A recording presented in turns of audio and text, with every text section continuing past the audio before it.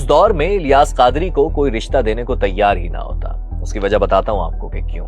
खैर, एक जगह बात चली, लड़की वाले राजी हो गए, बात पक्की हो गई और फिर मंगनी भी हो गई। लेकिन चंद ही दिनों में लड़की वालों ने ये मंगनी खत्म कर दी।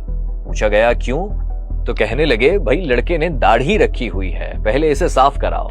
और ये मुमकिन ना था। ये कहानी शुरू होती है 1947 से, जब तारीख की सबसे बड़ी हिजरत में लोग अपना सब कुछ छोड़कर अपने हिस्से का पाकिस्तान लिए सिंध धरती पर भी आ गए। इन्हीं में एक खानदान कच्ची मेमन बिरादरी का भी था, जो कुतियाना जूनागढ़ से हिजरत करके पहले हैदराबाद पहुंचा और वहां से कराची के इलाके खारादर आ गया।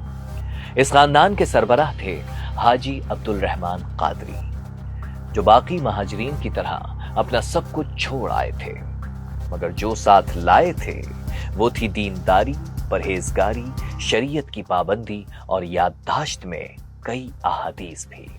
लेकिन उन्हें क्या पता था कि उनकी आने वाली पीढ़ी इस मुल्क में क्या कारनामा करने वाली है। 3 साल बाद यानी 1950 में हाजी अब्दुल रहमान कादरी के घर एक बच्चा पैदा होता है, जिसका नाम रखते हैं इलियास। हिजरत के कठिन मरहले के बाद अब घर में खुशी का माहौल आया था, मगर ये खुशी ज्यादा देर ना रह सकी। अभी इलियास 1 साल के ही थे कि उनके वालिद हाजी अब्दुल रहमान को अल्लाह ने पहले अपने घर बुलाया और फिर अपने पास बुला लिया। जी हां, वो अल्लाह के घर का तवाफ करने हज पर गए थे कि उन दिनों वहां शदीद लू थी, इतनी ज्यादा कि कई हाजी गर्मी की ताब ना लाते हुए चल बसे।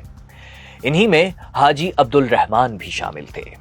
नन्हे इलियास ने अभी वालिद को ठीक से देखा भी नहीं था कि सर से बाप की शफकत का साया उठ गया। आजमाइश के दिन अभी खत्म नहीं हुए थे कि कड़ा इम्तिहान शुरू हो गया। गुर्बत का ये आलम था कि सिर्फ एक अंडा सारे घर वाले मिलकर थोड़ा थोड़ा खाते थे। यकीनन पेट तो नहीं भरता होगा, लेकिन भूख खत्म हो जाती थी। ऐसा कौन यतीम होगा जिसे अपने बाप की कमी महसूस ना हो।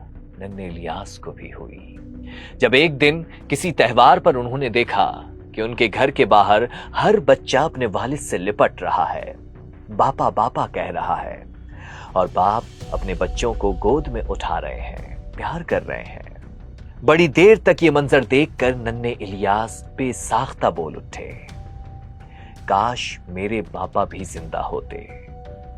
इस नन्हे बच्चे को क्या मालूम था कि आज बापा कहने को तरस रहा है, कल करोड़ों लोग उसे अपना बापा मानने वाले हैं। मगर यह मंजिल इतनी आसान नहीं थी, सफर बहुत मुश्किल था, तकलीफ थी।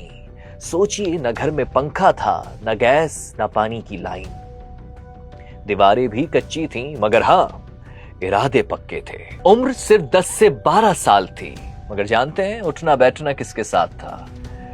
इमाम अहमद रजा बरेलवी के खलीफा, जो उस वक्त मुफ्ती आजम पाकिस्तान भी थे, मुफ्ती वक्कारुद्दीन। अब आप सोचेंगे कि भाई एक तरफ गुर्बत, मुफलिसी और दूसरी तरफ इतने बड़े आलिमों की सोहबत, ये कैसे मिल गई? जिनसे एक मुलाकात मुश्किल होती थी, उनसे इलियास कादरी को दीनी तालीम कैसे मिल रही थी? ये कनेक्शन कैसे हुआ? यहां ये बात समझाना आपको इसलिए जरूरी है क्योंकि यही वो नुक्ता है जो दरअसल इलियास कादरी की सारी जिंदगी बदलने वाला है। असल में पाकिस्तान बनने से पहले ही कुतियाना बिरादरी के उलमा इकराम से बड़े गहरे ताल्लुकात थे। इलियास कादरी के वालिद हाजी अब्दुल रहमान, जो कि हिंदुस्तान से पहले सिंगापुर में भी हुआ करते थे, उलमा इकराम से मरासिम रखते थे। यही वजह है कि इलियास कादरी के लिए ये विंडो बचपन से ही खुली थी। शायद ये भी एक वजह रही होगी कि 8वीं जमात तक गुजराती स्कूल में तालीम हासिल करने के बाद इलियास कादरी ने दुनियावी तालीम को खैर बात कहकर दीन पर फोकस कर लिया। अब बचपन यूं ही काम काज और दीनी इल्म हासिल करने में गुजर रहा था कि जवानी की दहलीज पर कदम रख दिया।